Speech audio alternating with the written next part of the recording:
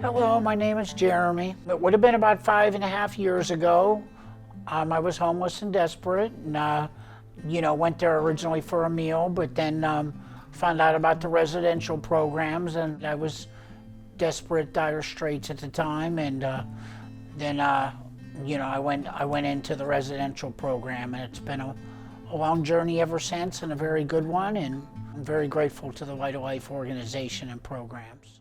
The main causes of my my homelessness were the fact that I had mental health problems that were going untreated, and I had a substance abuse problem. Those were the main things that ended up, getting me so far down to where I found myself living in a tent in the woods. I went there, out of the desperation. I needed salvage. I was so miserable. To stay on the journey and get where I've gotten to, that it takes courage to take all those things down and stay committed to them, the mental health treatment, the staying drug and alcohol free. The way that it all started was I was born into a family and a family dynamic where most of the people were using drugs and alcohol, and introduced them to me at a very young age.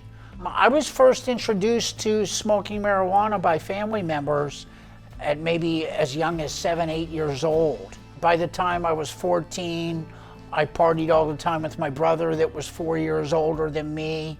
My whole adult life was basically a lot of years of struggling through addiction and mental health struggles that were going untreated.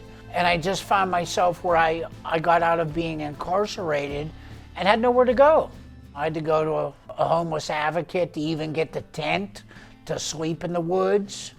It is a difficult experience. You don't got a refrigerator and a freezer you can go get your stuff to drink and eat out of.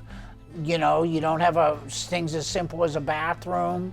You can't take a shower. It was a very difficult life to manage. I spent 6 months at Light of Life in the residential mental health program, but I wasn't really committed to my mental health treatment and staying drug and alcohol free. I was in a big hurry and get my own place, but right away I stopped getting mental health treatment and went back to drugs and alcohol, and I quickly found myself back in a psychiatric unit. Light of Life was gracious enough to give me another opportunity to come back. And the second time around, I was much more committed and dedicated, and I stayed a couple of years and really built that foundation of stability. It is so much better. I'm close to 5 years drug and alcohol free. I go to regular individual mental health therapy as well as group mental health therapy.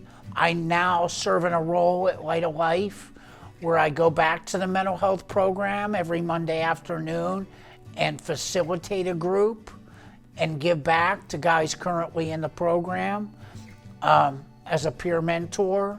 The organization remains such a big part of my life. They think that there's value in me giving back to the program and to the guys going through it, but really it's good for me as well. It's validating that I am serving as a good example and that I've managed to put my life back together. It gives me great hope that I can continue on. These are the happiest years of my life. And I'm very hopeful about where things are now and the track I'm headed to where I'll be in the future.